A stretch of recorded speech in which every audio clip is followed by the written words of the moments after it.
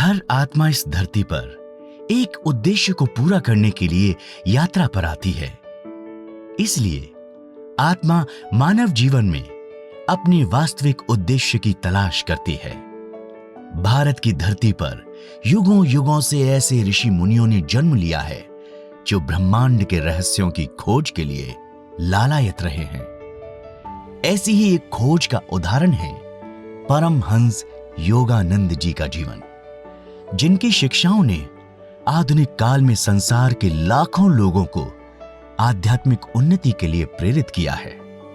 और उनकी जगाई अलख आज वसुधैव कुटुंबकम को चरितार्थ करते हुए मानवता को प्रकाशित कर रही है। अज्ञान और अंधकार से भरी इस भागती दौड़ती दुनिया में समय समय पर परमहंस योगानंद जी जैसे योगियों का आना होता है, जो प्रकाश की किरण बनकर उभरते हैं और समस्त संसार का मार्गदर्शन आंतरिक शांति और आत्मज्ञान के भव्य साम्राज्य की ओर करते हैं। 5 जनवरी 1893 को वर्तमान उत्तर प्रदेश के गोरखपुर में मुकुंद लाल घोष के रूप में जन्मे योगानंद जी का रुझान बाल्यकाल से ही आध्यात्म की ओर था। उनकी परवरिश मुख्यतः कलकत्ता में हुई। उनके माता पिता ने लाहिड़ी महाशय से क्रिया योग की दीक्षा ली थी, जिस कारण उनकी आध्यात्मिक यात्रा उनके प्रारंभिक वर्षों में ही शुरू हो गई। उनके छोटे भाई सानंद के अनुसार योगानंद में बचपन से ही सामान्य से कहीं अधिक आध्यात्मिक जागरूकता थी। जन्म के बाद जब योगानंद जी की मां उन्हें लेकर लाहिड़ी महाशय के पास गईं, तब लाहिड़ी महाशय ने उन्हें आशीर्वाद देकर कहा कि मां, आपका बेटा एक योगी होगा। वो एक आध्यात्मिक वाहन बनकर कई आत्माओं को परमात्मा की अनुभूति कराएगा। योगानंद जी के बचपन का एक प्रसंग आता है जब वे हैजा की बीमारी से पीड़ित हो गए। उनका स्वास्थ्य बहुत ज्यादा बिगड़ गया था।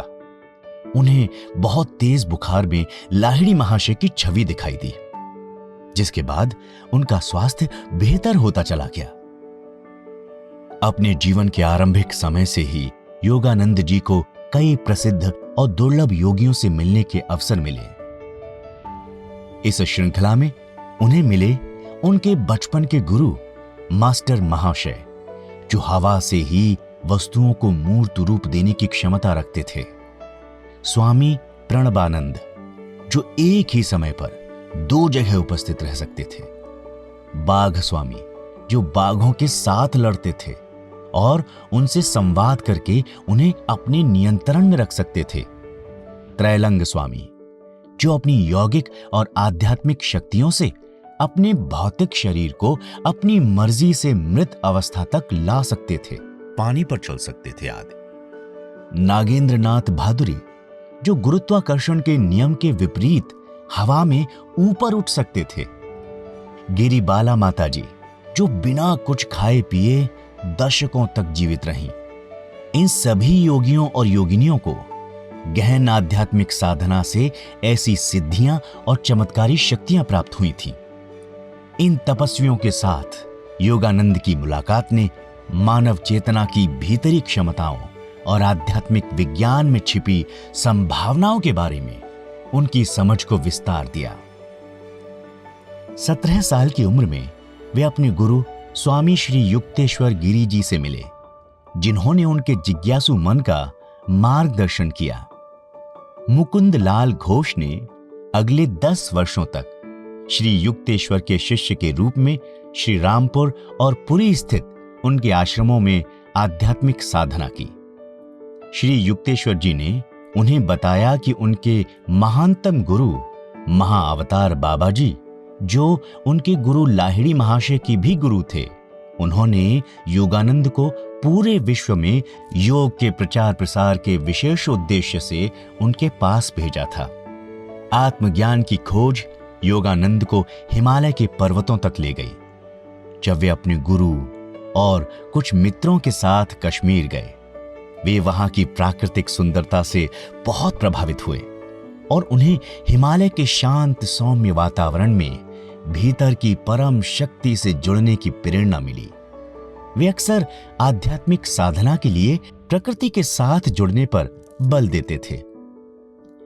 योगानंद ने स्कॉटिश चर्च कॉलेज से अपनी औपचारिक स्कूली शिक्षा पूरी की, जिसके बाद उन्होंने कलकत्ता विश्वविद्यालय के श्री रामपुर कॉलेज से स्नातक की डिग्री पाई। 1915 में वे स्वामी संप्रदाय में यथानियत दीक्षित हुए। वे स्वामी संप्रदाय की गिरी शाखा से संबंध रखते थे। बच्चों की सही शिक्षा का आदर्श उन्हें बहुत प्रिय था। उनका मानना था कि भारत की शिक्षा पद्धति और पाठ्यक्रम में नैतिक और आध्यात्मिक मूल्यों के अभाव के कारण ना तो मनुष्यों की क्रमानुगत उन्नति हो सकती थी और ना ही एक सभ्य समाज की स्थापना। इसलिए उन्होंने कलकत्ता में एक विशेष विद्यालय की स्थापना की। अगले वर्ष सन 1917 में यह विद्यालय रांची स्थानांतरित हो गया। इस विद्यालय के पाठ्यक्रम में कृषि, औद्योगिक, व्यावसायिक और अन्य शिक्षण विषय शामिल थे। यहां कक्षाओं की अधिकांश पढ़ाई खुले आकाश के नीचे कराने की व्यवस्था थी। यहां छात्रों को यौगिक ध्यान तथा स्वास्थ्य एवं शारीरिक विकास की अपूर्व योग्यता पद्धति की शिक्षा दी जाती थी। योगानंद जी के पिता उनके इस निर्णय से नाराज थे कि उन्होंने गृहस्थ मार्ग ना चुनकर पूरी तरह से केवल आध्यात्मिक मार्ग अपनाया था। रांची विद्यालय की स्थापना के कुछ समय बाद योगानंद जी के पिता वहां आए और बच्चों के भविष्य निर्माण में दिए जा रहे अपने पुत्र के अद्भुत योगदान को देखकर उन्होंने कहा कि अब उनकी नाराजगी दूर हो गई है। रांची का यह विद्यालय ही बाद में योगदा सत्संग सोसाइटी ऑफ इंडिया बन गया, जो योगानंद के अमेरिकी संगठन सेल्फ रियलाइजेशन फेलोशिप की भारतीय शाखा है। 1920 में एक बार उन्हें ध्यान के दौरान कुछ विदेशी लोग दिखाई दिए, जिसका अर्थ उन्होंने निकाला कि उन्हें जल्द ही विदेश बुलाया जाएगा। कुछ समय बाद ही उन्हें धार्मिक उदारवादियों की अंतरराष्ट्रीय कांग्रेस के एक सम्मेलन में भाग लेने के लिए अमेरिका के बॉस्टन बुलाया गया। उन्होंने अपने गुरु श्री युक्तेश्वर जी से पूछा तो उन्होंने आध्यात्मिकता के प्रचार के लिए उन्हें जाने की सलाह दी। अपनी आत्मकथा में योगानंद लिखते हैं कि अपने कमरे में ध्यान के दौरान महाअवतार बाबा जी, जो उनकी आध्यात्मिक वंशावली के महानतम गुरु हैं, ने उन्हें बताया कि योगानंद को पश्चिम में क्रिया योग के प्रचार प्रसार के लिए चुना गया है। वे 1920 से 1952 तक अमेरिका में रहे और अपना अधिकतर जीवन पश्चिम जगत में अध्यात्म के प्रचार में लगा दिया और बीच में बस एक बार भारत का दौरा किया। जन जागृति और आध्यात्मिक जागरूकता फैलाने के लिए उन्होंने भारत और विदेशों में कई यात्राएं की। पूर्वी और पश्चिमी आध्यात्मिकता को जोड़ने के योगानंद के प्रयासों के कारण उनके अनुयायी अलग अलग क्षेत्रों और सांस्कृतिक पृष्ठभूमियों से ताल्लुक रखते थे। वे अपने जीवन में कई महान शख्सियतों से भी मिले, जिनमें महर्षि रमण, बंगाल की प्रसिद्ध आनंदमयी मां, वैज्ञानिक सीवी रमन और जगदीश चंद्र बसु शामिल थे। वे महात्मा गांधी और रविंद्रनाथ टैगोर से भी मिले। महात्मा गांधी ने योगानंद द्वारा स्थापित किए गए रांची स्कूल का दौरा करने के बाद लिखा था कि इस संस्था ने उनके दिमाग पर गहरा प्रभाव डाला है। इसके अलावा योगानंद कैथोलिक साध्वी थेरेसी न्यूमैन से भी मिले, जिसके लिए कहा जाता है कि वे 36 वर्षों तक बिना भोजन ग्रहण किए रही थीं। वे तत्कालीन अमेरिकी राष्ट्रपति कैल्विन कूलिज से भी मिले। वे पहले ऐसे भारतीय स्वामी थे जिनका किसी अमेरिकी राष्ट्रपति द्वारा आधिकारिक तौर पर स्वागत किया गया था। परमहंस योगानंद द्वारा लिखी उनकी आत्मकथा योगी कथामृत 20वीं शताब्दी की सबसे प्रसिद्ध आध्यात्मिक पुस्तकों में से एक है। इस पुस्तक में उन्होंने संतों और योगियों के जीवनों की यादगार घटनाओं का जिक्र करने के साथ ही विज्ञान, चमत्कार, मृत्यु और पुनरुत्थान का भी वर्णन किया है। इस पुस्तक में सामान्य जीवन और संसार से छिपे रहस्यों को उजागर करने के साथ साथ मानवीय चेतना की असीमित आध्यात्मिक क्षमताओं को नए आयाम दिए गए हैं। ये पुस्तक उन लोगों के लिए सच में खजाना है जिन्हें अध्यात्म की जिज्ञासा है और जो सत्य की खोज में हैं। योगानंद की शिक्षाएं सभी पृष्ठभूमि के लोगों के साथ गहराई से इसीलिए जुड़ी हैं क्योंकि उन्होंने आधुनिक जीवन की चुनौतियों के बीच लोगों को आध्यात्मिक विकास का साधन यानी ध्यान, सरलता और सुगमता से उपलब्ध कराया। उनका मानना था कि अकेले ध्यान करने के साथ ही हमें आध्यात्मिक पथ पर उन्नत योगियों के साथ बैठकर भी ध्यान करना चाहिए। एक अनुभवी योगी की आत्मा से निकलने वाले अदृश्य स्पंदनों की सहायता से एक शुरुआती साधक को आंतरिक शांति प्राप्त करने में बहुत मदद मिलती है। ब्रह्म ऋषि पत्री जी के भी सामूहिक ध्यान को लेकर समान विचार थे। योगानंद जी कहते हैं कि आदतें तोते की तरह होती हैं। अगर हम उसे अच्छे गीत गाना और सुविचार बोलना सिखाते हैं तो वो बार बार उन्हें दोहराएगा, और अगर हम उसे कटुवचन बोलना सिखाते हैं तो वो उन्हें दोहराएगा और हमें दूसरों के आगे शर्मिंदा होना पड़ेगा। इसी तरह हमारी बुरी आदतें न केवल हमको बल्कि हमारे आसपास के सभी लोगों को असहज कर देती हैं, जबकि अच्छी आदतें हमारे लिए और अन्य सभी के लिए भी आनंददायक होती हैं। इसीलिए हमें अच्छी आदतों को प्राथमिकता देनी चाहिए और बुरी आदतों को नष्ट कर देना चाहिए। जिस प्रकार पत्री जी कहते थे कि हम अपनी सृष्टि का निर्माण स्वयं करते हैं, उसी प्रकार परमहंस योगानंद जी का भी यही मानना था कि ईश्वर सच्चे साधकों की सभी आवश्यकताओं को तुरंत पूरा कर देता है, क्योंकि उन्होंने अहंकार की बाधा को समाप्त कर दिया होता है। अपनी पुस्तक मेटाफिजिकल मेडिटेशंस में योगानंद कहते हैं कि एक सच्चा साधक परमेश्वर को अपने हृदय के माध्यम से, पृथ्वी के कण कण के माध्यम से, आकाश के माध्यम से, सृष्टि की सभी चीजों के माध्यम से महसूस कर सकता है। वह आनंद की शाश्वत अवस्था में जीता है। वह मौन का ऐसा दर्पण होता है जिसमें सारी सृष्टि की झलक दिखाई देती है। वे कहते थे कि अपनी आत्मा के साथ एक हो जाना ही ध्यान है, और ध्यान के माध्यम से ईश्वर के अस्तित्व का प्रमाण मिलता है। मानवीय सीमाओं के बंधनों से मुक्त होकर इस बात को याद रखना ही आध्यात्म है कि हम मूलतः आत्मा हैं। सच्चा ज्ञान यही है कि ब्रह्मांड के हर तत्व में चेतना है। आत्मज्ञानी उन चीजों के लिए शोक नहीं मनाता जो क्षणभंगुर या परिवर्तनशील हैं।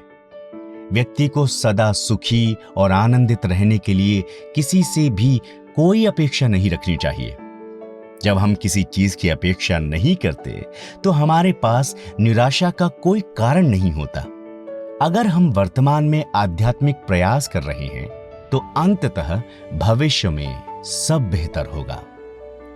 कर्म सिद्धांत को न्याय का सिद्धांत बताते हुए योगानंद कहते हैं कि व्यक्ति अपने विचारों और कर्मों से अपने भाग्य को आकार दे सकता है। ये संसार एक गणितीय समीकरण यानी मैथमेटिकल इक्वेशन है, जिसे संतुलित होना ही है। ये तय है कि हर एक रहस्य कभी ना कभी सबके सामने खुलेगा, हर एक अपराध के लिए दंड मिलेगा और धर्माचरण करने वाले पुरस्कृत होंगे।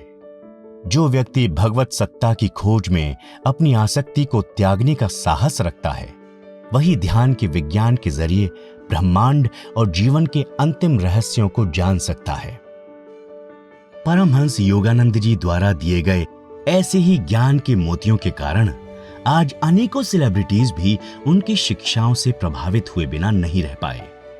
भारतीय क्रिकेट के दिग्गज खिलाड़ी विराट कोहली और सिने सुपरस्टार रजनीकांत से लेकर संगीतज्ञ पंडित रविशंकर, अमेरिकी गायक एल्विस प्रीस्ले और उद्योगपति स्टीव जॉब्स जैसे अनेकों आध्यात्मिक जिज्ञासुओं को योगानंद की शिक्षाओं में ज्ञान का आश्रय मिला।